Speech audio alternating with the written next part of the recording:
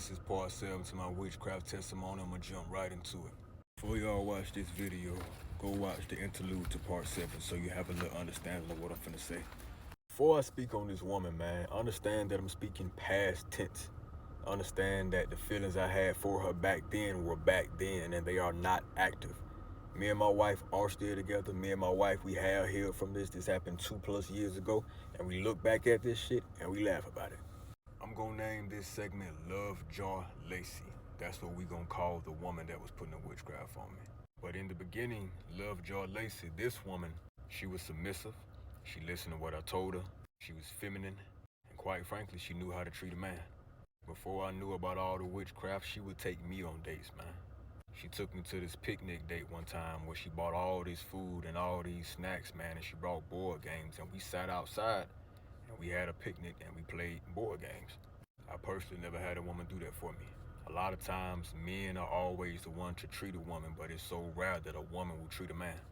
A lot of times, it's the man paying for the woman's hair, the woman's nails and stuff like that. This woman would pay for my haircuts. When she left in the morning, she would leave me some money on the dresser. It was kind of crazy, like I was a damn prostitute or something, but she would leave me some money on the dresser and she'd tell me, go buy yourself some breakfast today, or go get yourself a haircut today. It's on me. For the women watching, I'm gonna tell y'all this. Y'all think that sex controls men. Nah, a submissive woman controls a man. I was used to telling my wife to do something 3 and 4 times and it still didn't get done. With this woman, I tell her to do something 1 time and she do it. Sometimes she stopped what she was doing in that moment just to go do it. And again, I'm not looking for a puppy dog woman. I'm not looking for a yes woman, but a woman that respects me. I got my own money. I pay my own bills. I got my own crib. I got my own car. If you coming into my life, you need to add to what I already have. Being hard-headed and being argumentative and all that other mess, you stressing me out. I don't want that in my life. I don't need that in my life. So if you're going to be present, add to the value that's already present. And that's what Lil Mama did. So when I met Lovejaw Lacy, I was used to over-explaining myself. I was used to apologizing for every little thing I did wrong. I was so used to my wife making me feel like I was the damn problem all the time. I started to believe that I was fucking crazy, that I was the problem. All that being said, homie, I'm not still in love with this woman. Don't want nothing to do with her, but I'm only speaking the truth. I was separated, dealt with a lot of shit. She made a nigga feel special. And back then, I needed that. There was things that she would do wrong and I would correct her, and instead of getting defensive and putting her hands on me and fighting, she would apologize.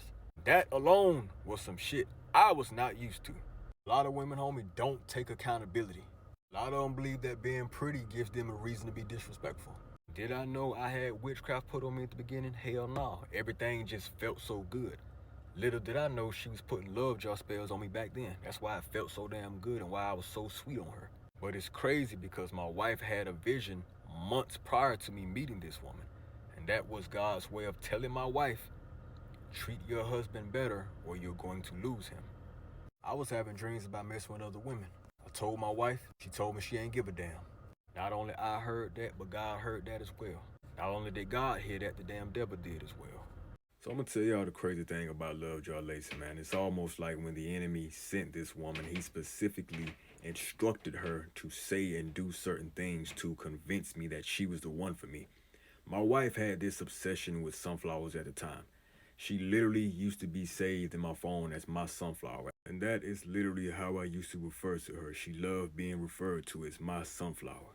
So tell me why when I meet this woman, I go to her house. Her house is covered in sunflowers. She has a sunflower wreath on her door. And she looks up at me when I'm kicking it with her one day and she tells me, I'm your sunflower. She was Dominican, black and white, had a head full of hair. She had that track star body. She was like 5'3". Quite frankly, homie, she was built like a Coke bottle. And I ain't gonna lie, I love that shit. She had the softest damn skin I done ever felt on a woman. She always drank her water and she ate a lot of fruit. And whenever we had sex, the sex was so goddamn passionate, homie. It felt like we was really in love. It felt like we was really meant to be together. And it wasn't no ordinary sex, homie. Typical sex for a lot of people lasts 5 to 15 minutes. As I said before, this ain't no disrespect to my wife, man, but I'm being honest. Without witchcraft put on me, I'm an Energizer bunny. So you take that and you amplify it with witchcraft. You do the math. We had sex for hours and hours, homie. And it don't matter what she was doing, where she was at, she always told me, yeah. That was something I wasn't used to. Truth be told, homie, me and my wife fought too much to be intimate back then. I would often wake up at 3 o'clock in the morning with this girl. Whenever I couldn't sleep, I'd roll her ass over. She let me do what I do. Wake up at 06 to go to work. Roll her over, we do what we do. 11, 12 in the afternoon, lunchtime, we link up, we do what we do. I get off work, 4:30, 5 o'clock, we do what we do. It's time to go to bed, we do what we do, then we go to bed. And you got to understand, me and her both had the same love language, physical touch. We would have sex and we would speak affirmations to each other while we having sex. It almost felt like we was high off adrenaline, because when we was into it, man, we literally lost track of time, man. Hours later, we sweaty, we exhausted, and we still all over each other. It literally felt like obsession. No matter how many times we had sex, I still could not get enough. She could not get enough. Got off of work at 4:30, 15-minute drive home. Get home at 4:45. She there by 5 o'clock. We would often manifest things while we having sex, and yes, that is considered sex magic. Did I know that back then? No.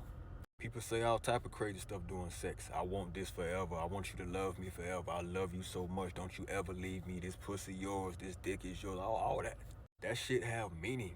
You can manifest a whole lot of unhealthy shit by opening your mouth during sex when the energy is so high. Here's the crazy part. I'll never forget this. Me and this woman was having sex, man. She was on top of me, and we had the TV off and the lights off. In the middle of her having sex, she was orgasming, and she started screaming, I love you, I love you, I love you. The energy was so high in the room that the television that I had mounted to the wall, it cut on. A bright flash emitted, and then it cut off. The remote wasn't nowhere near us, and it was just us in the house. We stopped.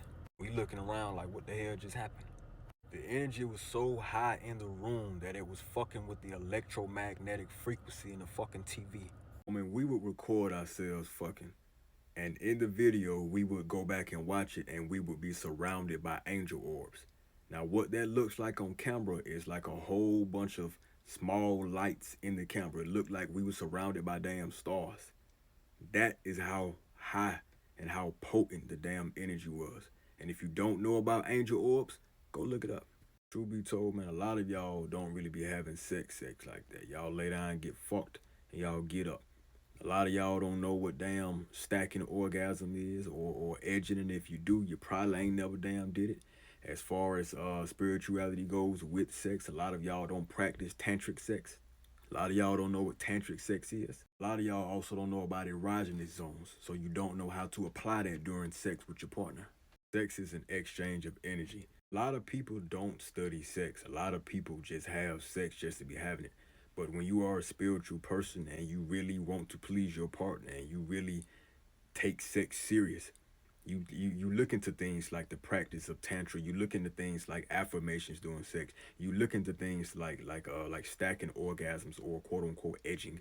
When you doing all that to a woman, man, or you doing all that to a person, that shit is dangerous. It's very, very potent. It's very, very powerful sex. I'm not gonna lie to you, dog. Me and this woman did a lot of supernatural shit, and I witnessed a lot of supernatural shit with this woman.